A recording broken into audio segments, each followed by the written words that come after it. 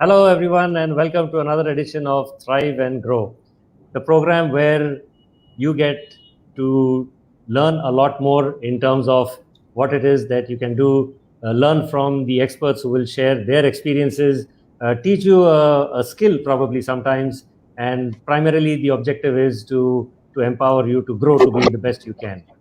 So, so this is today's guest, as we have is.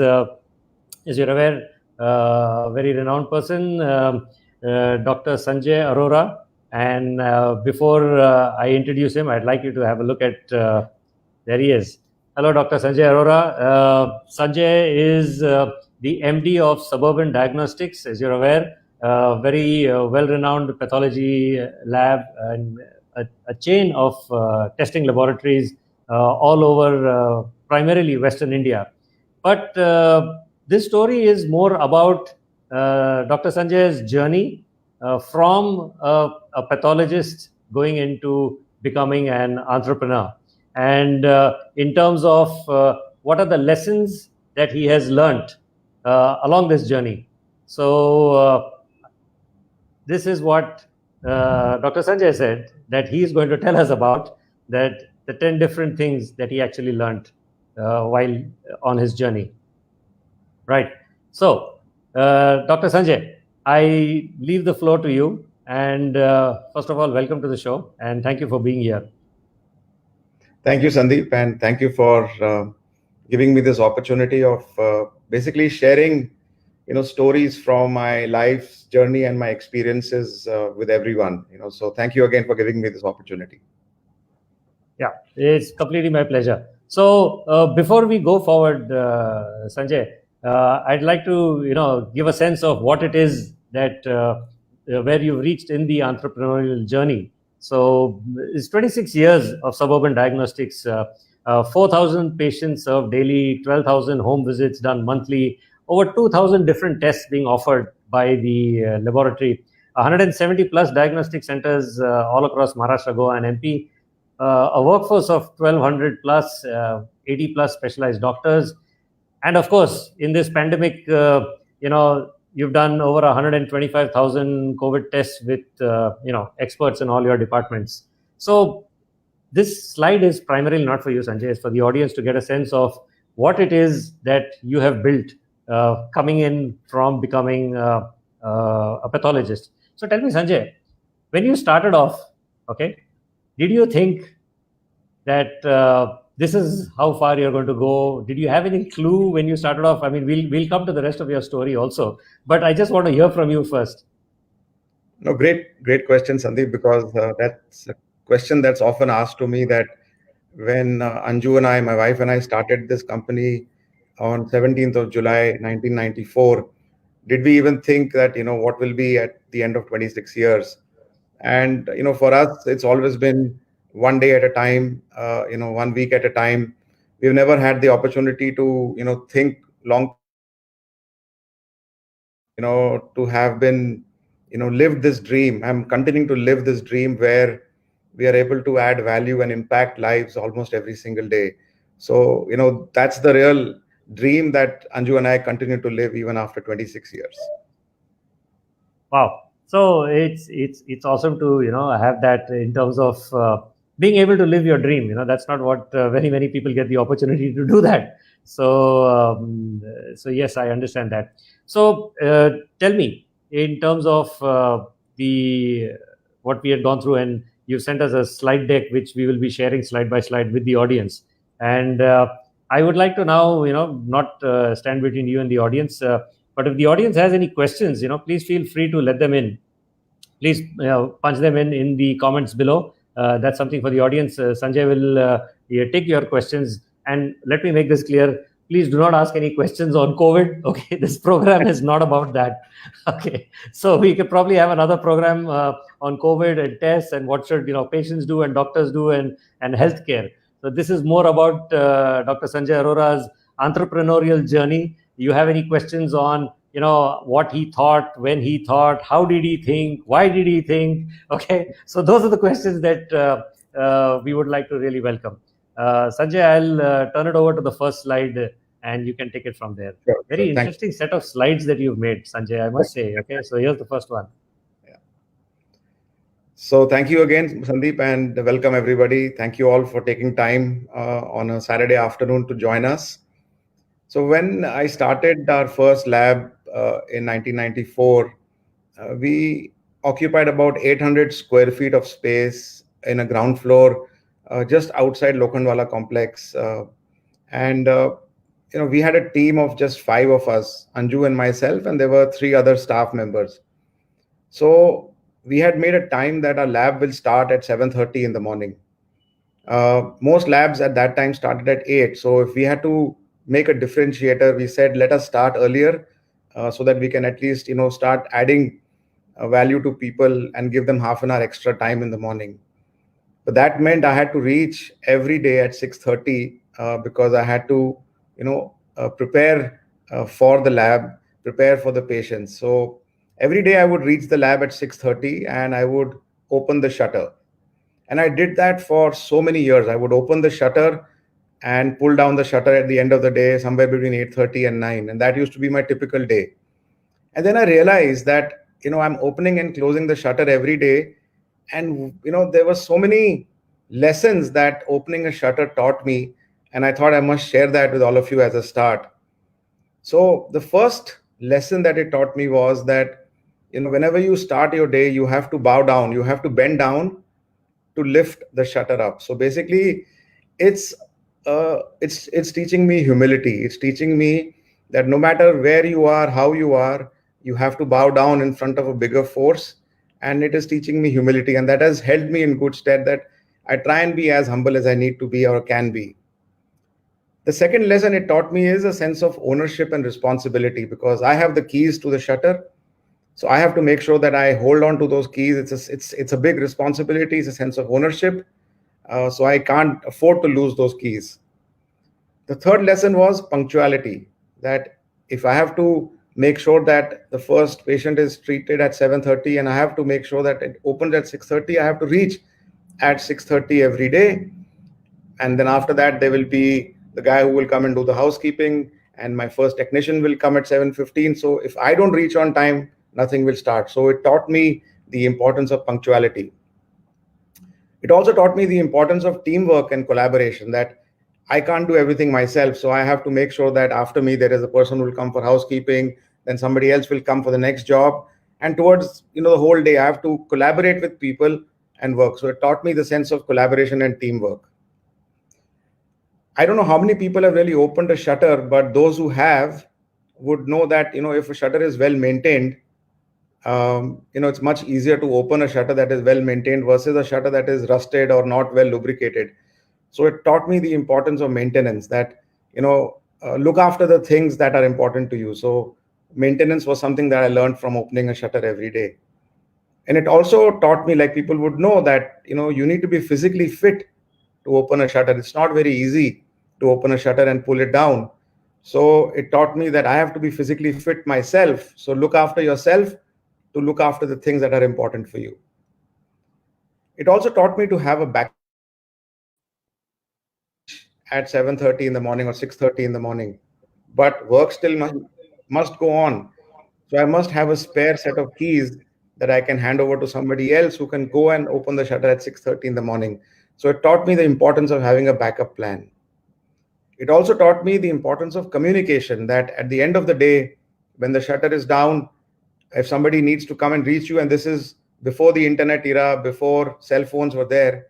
So I painted the outside of the shutter with the landline number of my residence, so that if somebody needs to reach me, they can still come there and, find that number and contact me.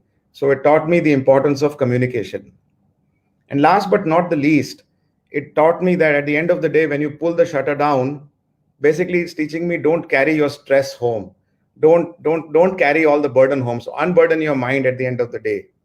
And what I want to leave as a message is that, opening the shutter in our lives is symbolic, like opening the shutter of your mind.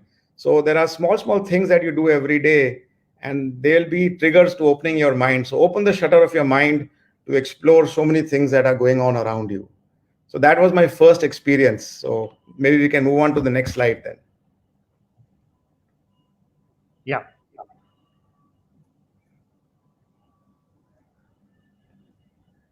So as a pathologist, so I'm a pathologist trained at Grant Medical College, and then I went to the US to train with the best people in the world.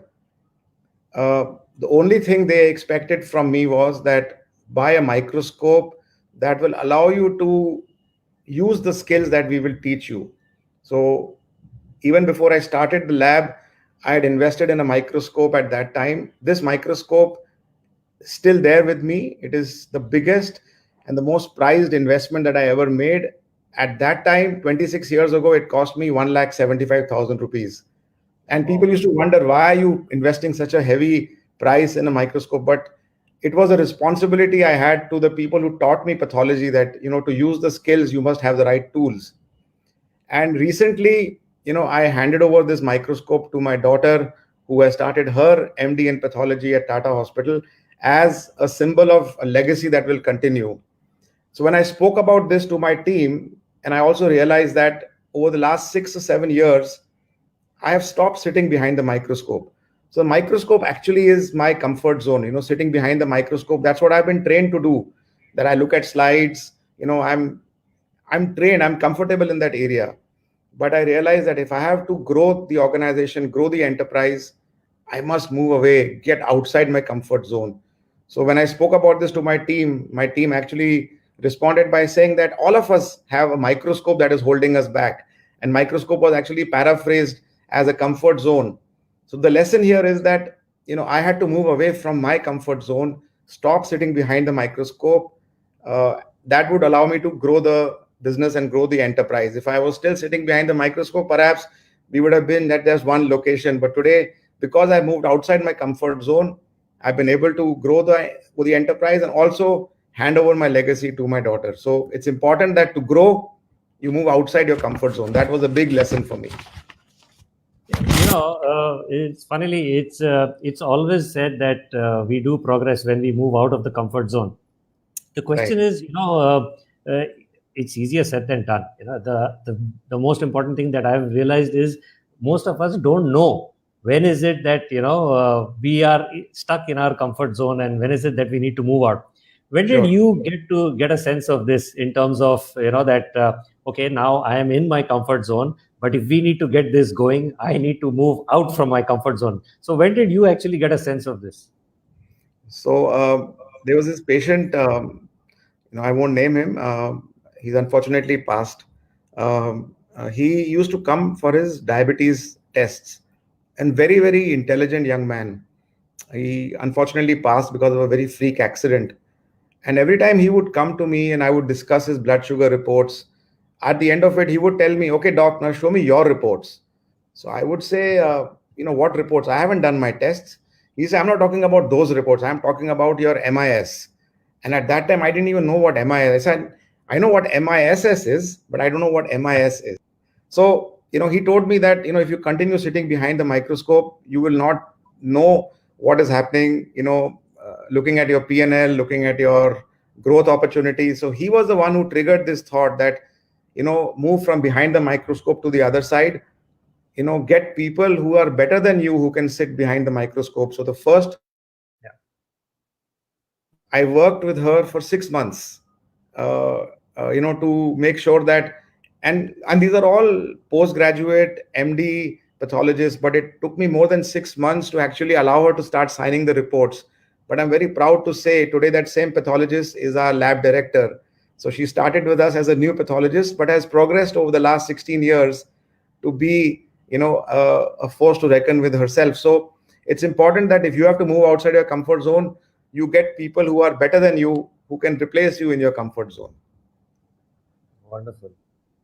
So that's one thing, that to say, to get out of the comfort zone and to let go.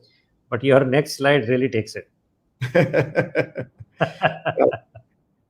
So what happened, Sandeep, is that when I started Suburban Diagnostics, I was only trained in pathology, but I had no idea about how to run an enterprise.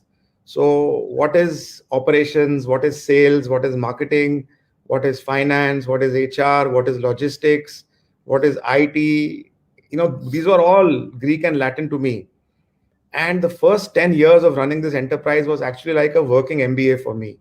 And this is perhaps the best way that I could have learned.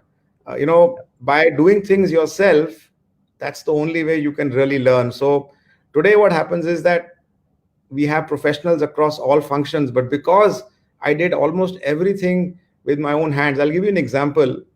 Uh, about 10 years after we started the lab, there was a large corporate lab that set up its presence within Lokhandwala complex. And we felt extremely threatened at that time that, this huge competition has come and what do we do? And we could not afford to invest in real estate inside Lokhandwala complex. So we decided to do something called as home visits. And because we didn't have a large manpower, who would do the home visits was me. So I would every day in the morning reach the lab, take my visit bag, and go door to door to collect blood samples. So people could not come to us, we would go to them. And what started off as a threat has today become our biggest opportunity, where we do, as you said, over 12,000 home visits every month. So it started off as something which was a threat, but we got into it. I did it myself for so many years, and today we have a team of almost 100 people who are exclusively doing home visits. So every threat can become every opportunity. You can look for opportunities in threats as well. Something like that.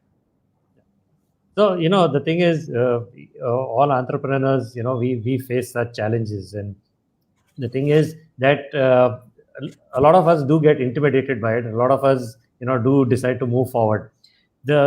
What is it that made you kept you going? So in terms of, like you said, that when there was a large lab that came in, everyone thought it's a threat, but you looked at it differently. Was it a strategy that you had, or was it one of those things? So how do you decide things? Do you sleep over it? Do you, are you the aggressive type? Do you say that, okay, I don't care, let's just go do it? So what's your thought process like? Absolutely. So I think I've always been involved in competitive sports right from my school days. Even when I was in Jamnabai, I was part of the football team. And I think sport teaches you a lot of competitiveness. And as my father says, everybody plays sport only to win. Of course, sometimes you don't win, but you always compete.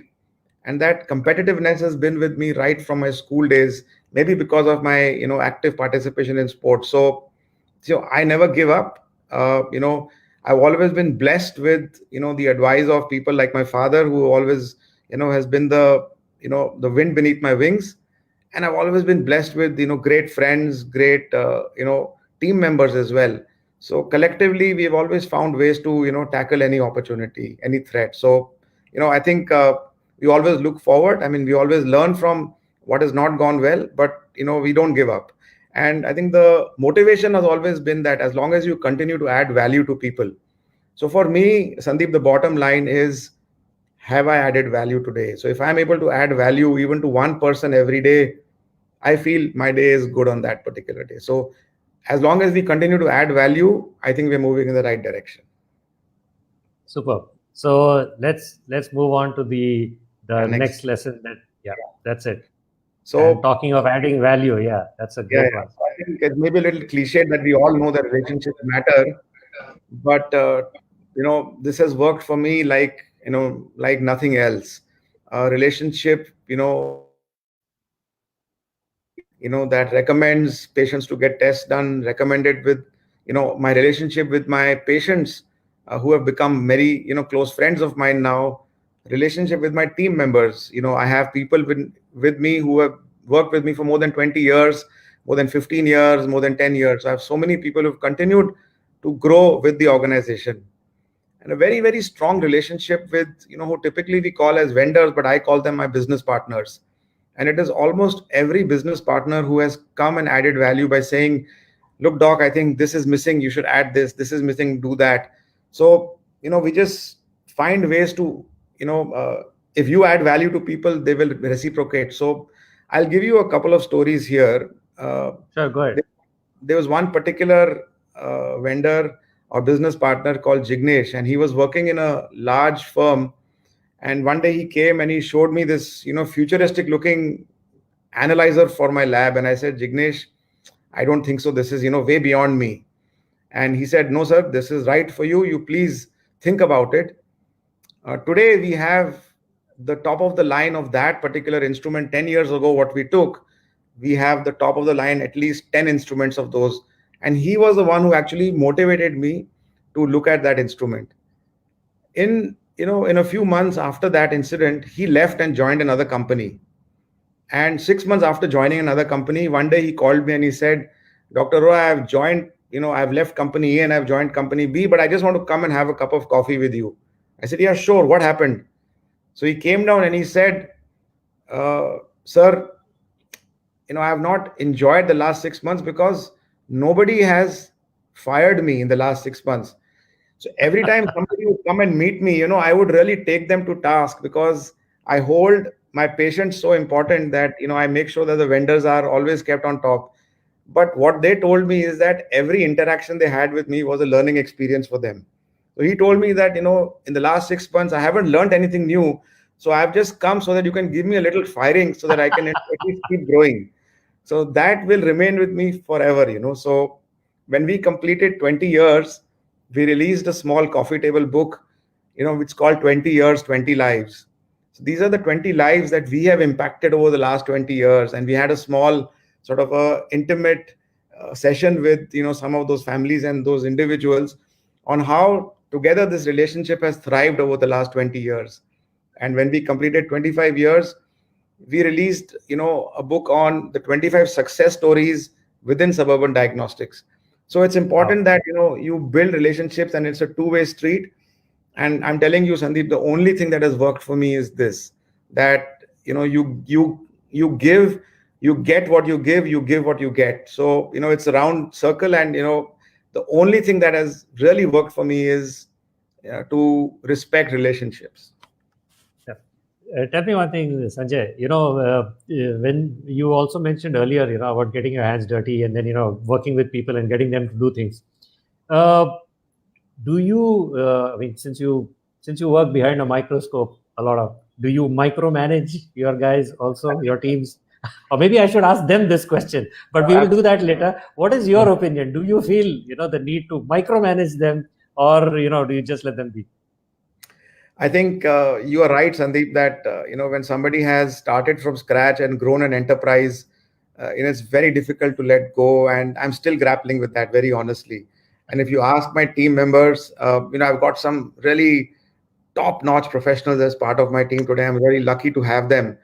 And they tell me, look, Doc, I mean, two of us can't run the organization. So, give us the space and, trust us to do what it is. So I tend to dive in, but I'm learning. So I'm actually looking at maybe, hiring an executive coach to teach me how to let go and, how to move up so that I can, let people do what they're supposed to do. So very true, Sandeep. Great question. I think, as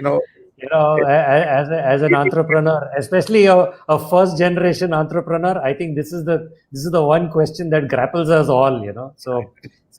I wanted to know from you, how did you do it? Because your team size grew from like two of you, to so many of you also. So that's I was the only pathologist when we started, and today we have 40 pathologists. Everyone who's better than me, and which brings us to the next one. Yes. yes, absolutely. Yeah. So the one thing that I have learned over the last 26 years is, for skill, because you can train a skill, but you can't train attitude. And that has been my biggest learning for me, is always hire for attitude. You can train the skill over a period of time, and I've been able to do that because I know that I can't do everything myself. So it is very important, as you said, you have to learn to delegate, you have to learn to empower. But the one lesson that I've learned is inspect what you expect. And it is very important to also articulate that, that what you expect, articulate that, and then find ways to inspect what you expect. It is very important that, because of my hands-on experience, you keep adding value, because of your experience of so many years. And I want to share a small anecdote here that I've had the good opportunity of working with few very, very uh, excellent ex-servicemen, people who have retired from the armed forces. One is currently part of my team, but I've also worked with people in the past, and I would want to encourage this, and I want to give this message out that, look at these people. They've done great for the country anyways, but because of their training, their background, great in admin roles and, similar such opportunities. So, I've had some great experience working with ex-armed forces servicemen as well. And certain skills in leadership come out of experience, that it is very important that you lead by example. So if I want people to come on time, I have to come on time myself. I can't expect people to come on time, but I come late. Very important that you appreciate generously and publicly, but admonish privately. Never admonish publicly, never admonish over a weekend, because you don't know what's going to, the state of mind of the person over a weekend. And like I said, inspect what you expect. That has been probably the biggest learning for me. Wonderful. So when you, Sanjay, when you say that, you build a team that's better than you, okay? So, and you also rightfully admitted that most entrepreneurs are good at, a couple of things, not good at everything. So Right. when you're not good at everything, okay, and we don't really know, like, let's say, you're from the medical background and you don't really know HR and accounts and things like that. How do you know, what type of people to hire, better than you, as you say, in doing their roles? So what principles do you keep in mind? You mentioned one in terms of attitude. What else do you keep in mind when you give your team instructions that, this is the type of people we need to hire? So I think stability in their past experience. We look for people who have been stable, who have not shifted too many jobs. We definitely do a reference check. I think that's something which I've learned, that speaking to previous employers. Of course, we definitely look at giving opportunity to freshers. We do a fair amount of campus interviews as well. So, and we've seen some freshers who have really done well with us. And I think a lot of comes from just making mistakes yourself. So you learn from the mistakes that you made. You go back to your drawing board and you think, okay, where did you go wrong? And sometimes you, of course, you work with people, who are in the headhunting or the search business, who have more expertise. You give them clarity of what is the job role and what is your expectation. And if you work with good people, generally you will get, good people to work with you. And I believe generally most people are good. It's the environment that you create that actually makes them thrive. Yeah, which brings us to, the fact that we learn, we do, we come back, we learn, we do, and that's your next slide. Yeah. So this, of course, is a very, uh, experience-based term that we use in Suburban now. See, when you are a small organization, as we were, every function is one part of your head. So when I'm delegating things, it is delegating to different parts of my body only. And I'm not, delegating to different people. But when you grow as an organization, you build a lot of layers. And when you pass on a message or you communicate something, there is bound to be, loss of communication, miscommunication, loss of translation, so sometimes just, when you go down those layers and the hierarchies that you create, there is a chance for things to get missed. So my message is that, what starts with you ends with you. So you call me, Sandeep, and say, okay, Sanjay, I need to get this test done.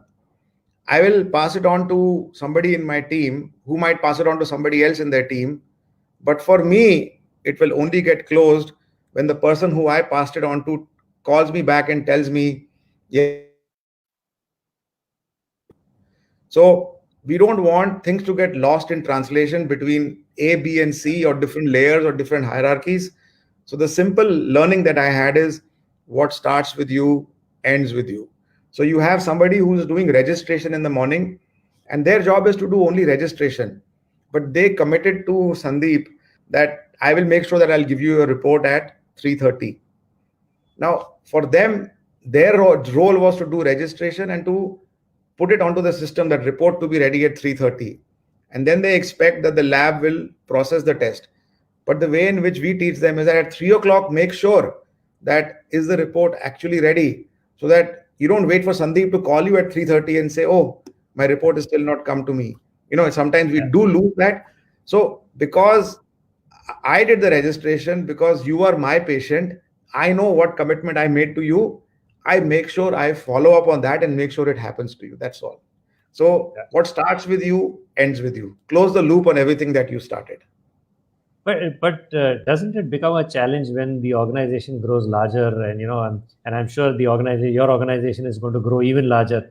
So this closing of the loop, as you say, it's good to always close the loop, but wouldn't it be more, I mean, do you use any kind of technology to do this, or is it just a manual thing? No, great. I mean, you are just perfect in the way you're thinking, and actually picking out thoughts from my head. So when you're a smaller organization, you can do it manually, but when you grow, you can't. So we've invested in a lot of technology. We have a very, very marquee CRM platform, which keeps everybody informed on the status. We are actually now making that, like the tracking system in the logistics company. So even the patients can track where their sample status is. We are introducing chatbots. So there's a lot of technology intervention, as you said very correctly, that it's not physically possible in a larger organization when you are servicing sometimes more than 5,000 patients a day for everybody to keep a tab manually. So I think technology, systems, and processes. So we have a separate department that only looks into systems and processes, which then digitizes them by getting technology solutions. So all the manual interventions then eventually become digitized. Yep. Which then, brings us to the next one. Yes. So like I mentioned earlier that, there is nobody on this planet who will not make mistakes. All of us make mistakes. My biggest learning is that don't hide your mistakes. Wow. Because what happens is, if you share your mistakes with people, there are 1,000 other people who will learn from those mistakes. And maybe one way for you creating this platform is for people like me to share my experiences and my mistakes that I have made so that other people can benefit from it. So it's very important that we encourage people in our team to highlight their mistakes. We create a corrective action, preventive action document out of that. We do a root cause analysis and we circulate that across the organization so that other people can learn from these mistakes. So it's very important that you acknowledge, yes, you put your hand up, you make a mistake. Very important that you don't repeat that mistake. Very important that you share your mistakes so that other people can learn from them. And very important that you also learn from other people's mistakes. You can't always make mistakes and then learn. If somebody else has made a mistake, you learn from their mistakes as well. So mistakes are an important part of growth, but we have to see how we channelize the learnings from these mistakes, proactively. Yeah. So, like you very rightly said, people say learn from mistakes, and they almost always think that, you need to learn from your own mistakes. But I think the key is, as you rightly said, to learn from everybody else's mistakes, because you don't have the luxury of making all the mistakes yourself. I say something, Sandeep, that there is no shortcut to experience. There is no shortcut, to that. But a smart person is somebody who learns from other people's experiences. And I'm hoping that, some people will have some takeaways from the mistakes and the experiences that I have made so that they don't need to make their mistakes. Oh, I'm sure they will. There are lots of comments that have come up, but we will take them up. I don't want to break your flow. Let's move on to the next one first. Yeah. So this is partly covered, like in the beginning, that, if you have to look after the things that are important to you, you have to first look after yourself. And it is very important that you become selfish in that you look after your mind, you look after your body, you look after your spirit. And you have to have this, work-life balance. It's sometimes cliched, but it is very, very important. So when you pull down your shutter at the end of the day, that's it. So you go back home, spend time in exercising, both exercise your body, exercise your mind, and of course your spirit. So it's very important that if you have to look after people, so I like this line, you can't pour from an empty cup. Fill your cup first, then you can fill other people's cup. If you are an empty cup, you won't be able to fill anybody else. So if you look after yourself, automatically you'll be in a position to look after other people. So first look after yourself. Very, very important. Yeah, it's like I remember somebody gave this analogy that even when you're in an aircraft and they say, there's an emergency and the oxygen will drop from the top, you put the mask on yourself first, before you put it on somebody else, so yes, that's very right what you said. Yeah. Absolutely. So true. Perfect. Yeah. So tell me, what is it that Dr. Sanjay Arora does to replenish the mind, body, and spirit? Yeah. So I think the next slide probably can, highlight. Okay. So let Yeah. us go to that then. Yep. Yeah. There you go. So I do a multitude of things, Sandeep. I think I have honed my skills as a chef much more over the last 4 months. Uh, Hasn't everybody?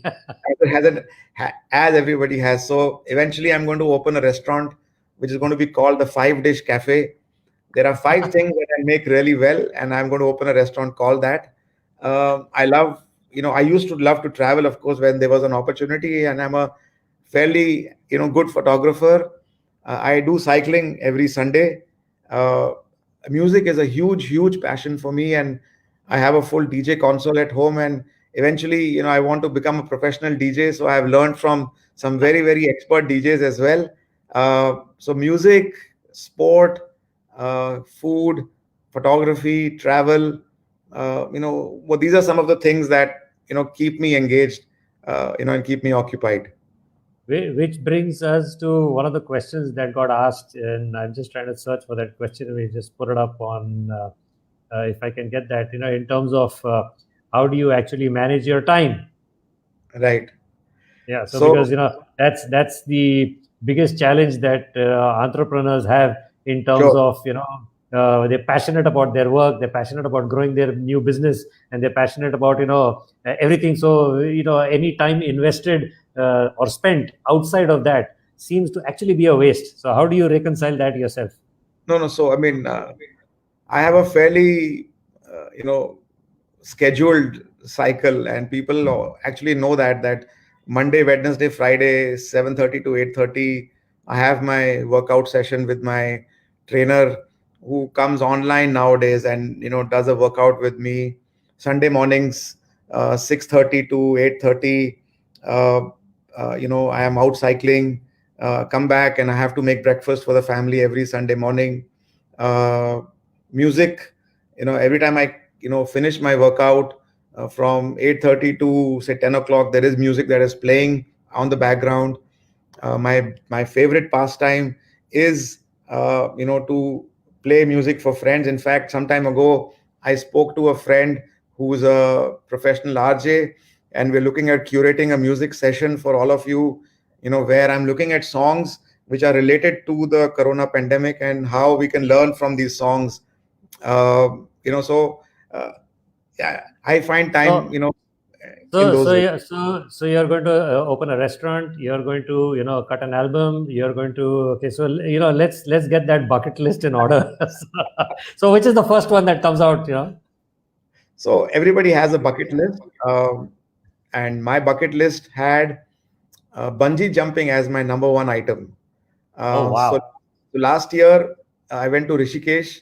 I asked so many friends to accompany me, but nobody did. But my oldest friend from Grand Medical College, he goes there every 6 months.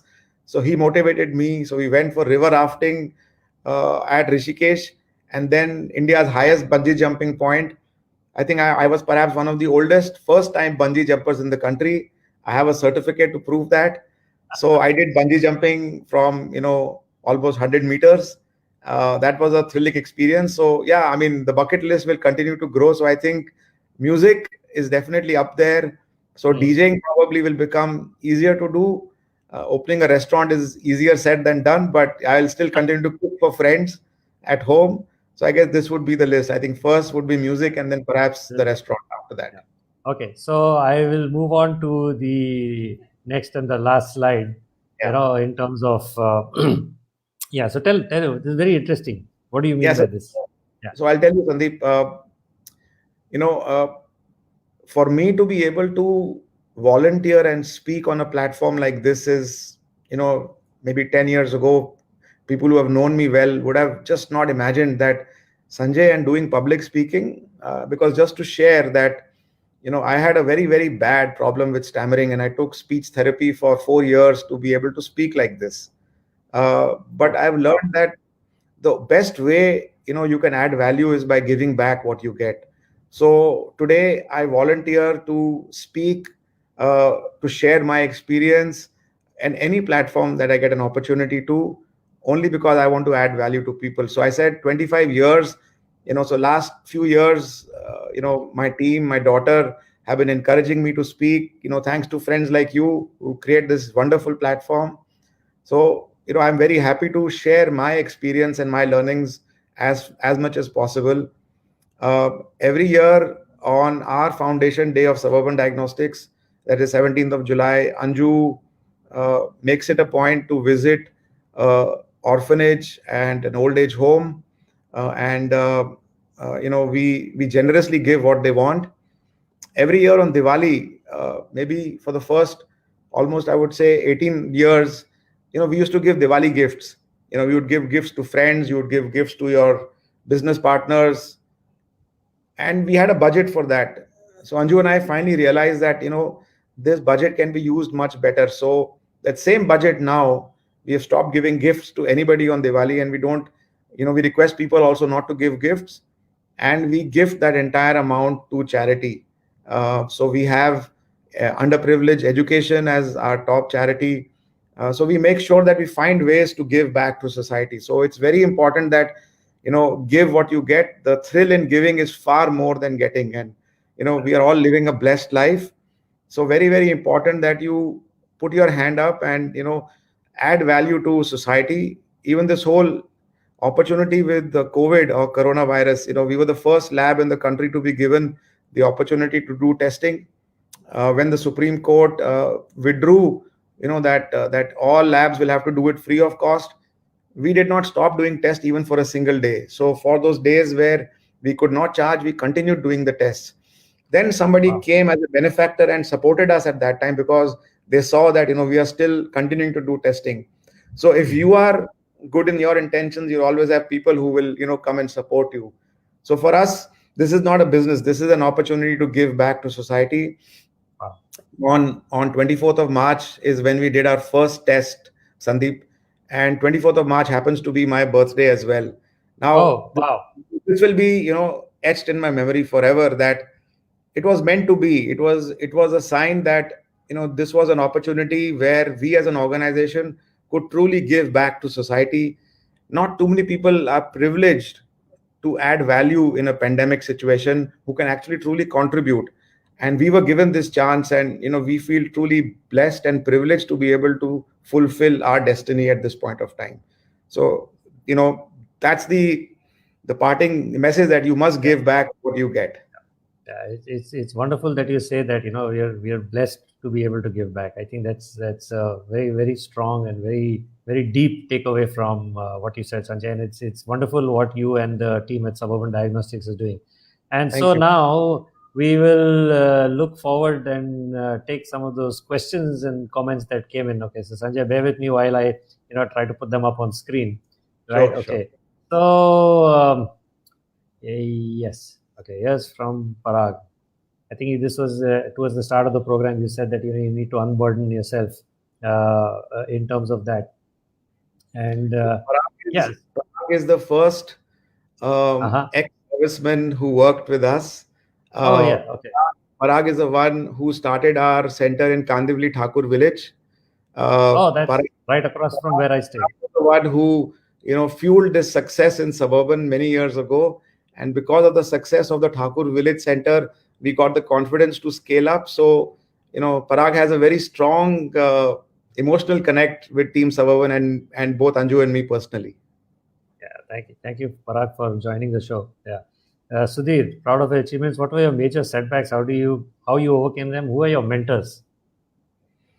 So, if I was to list my setbacks, it can go on for another a few hours, but okay, let's make it simple. List 2.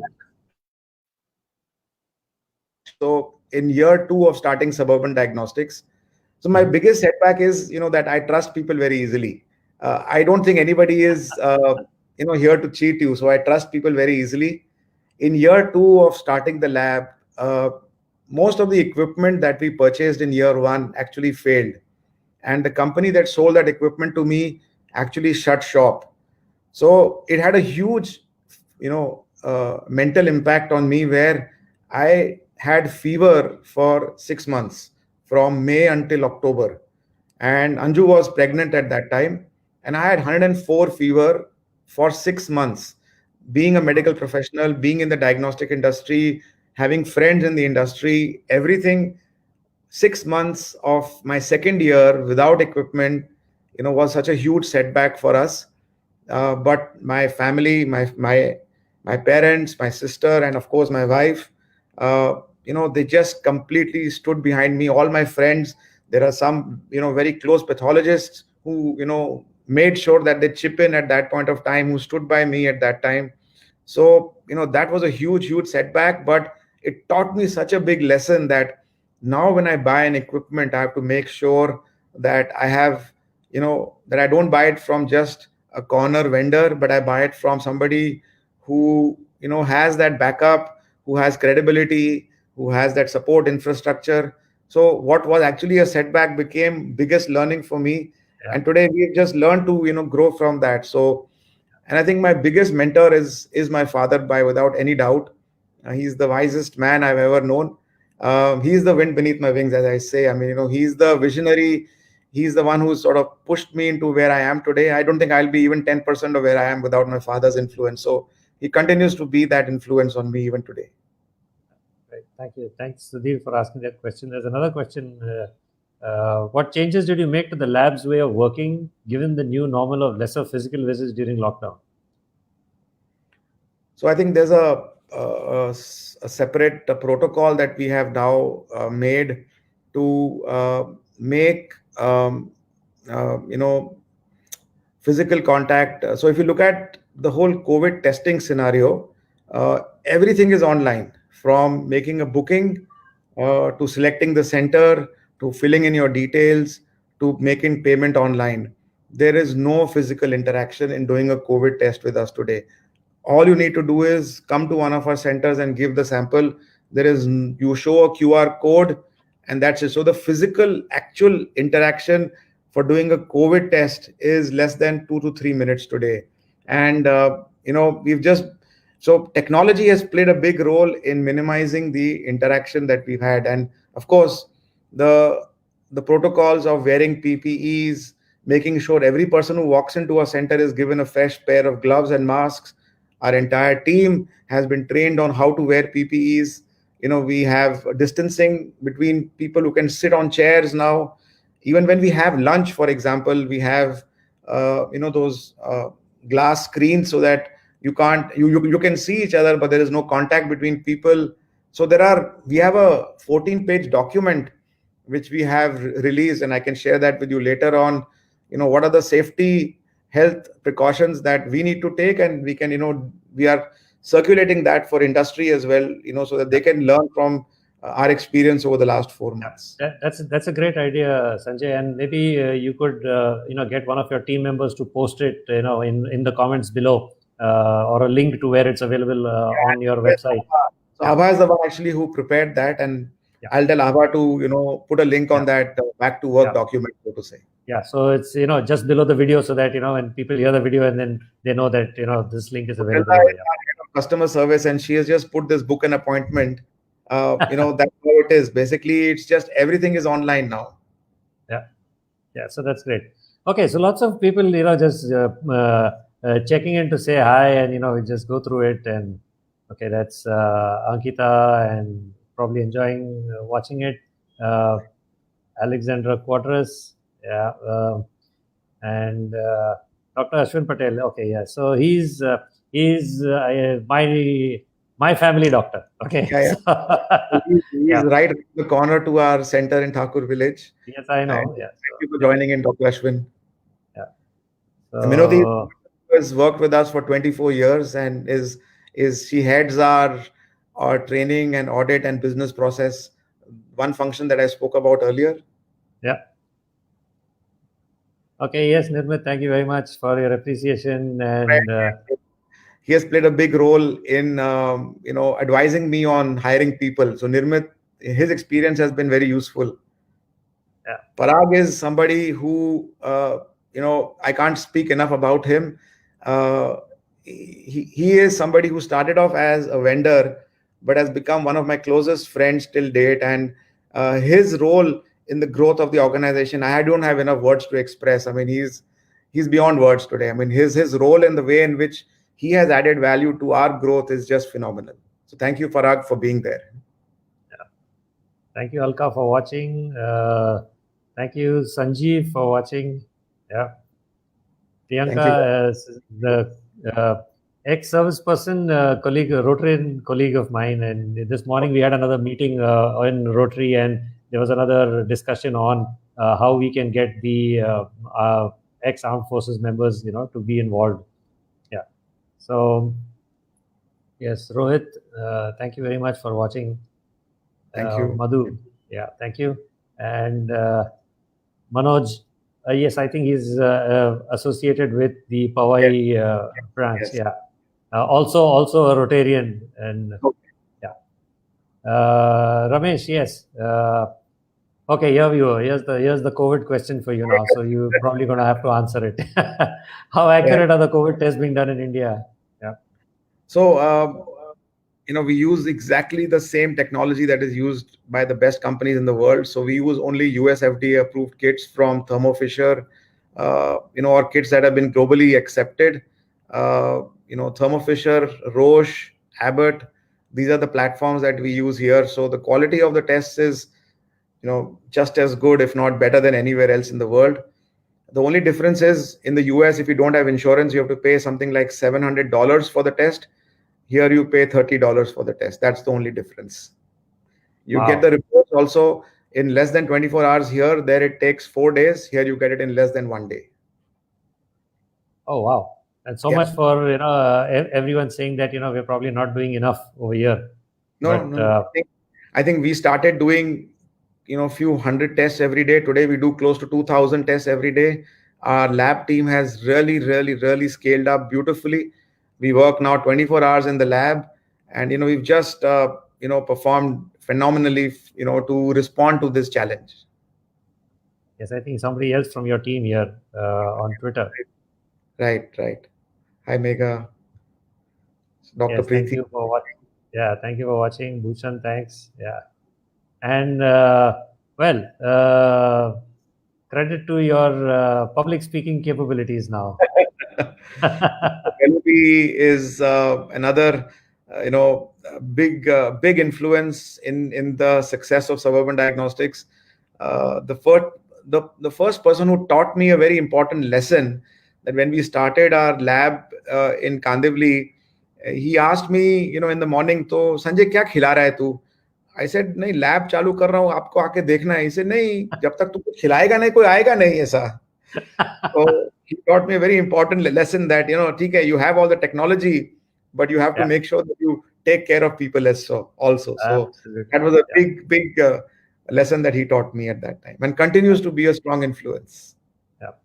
Sanjay, we've spent a lot of time. Okay, we overshot the time that we thought we would, and but it's been wonderful hearing you and learning what you learned, and also learning from, I wouldn't say the mistakes, but learning from the lessons that you learned.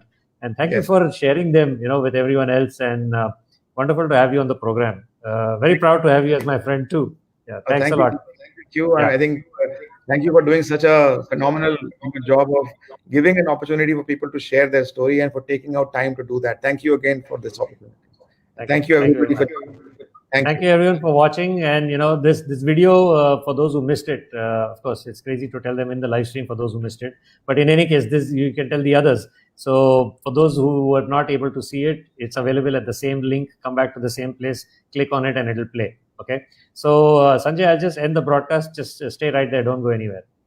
Thank you.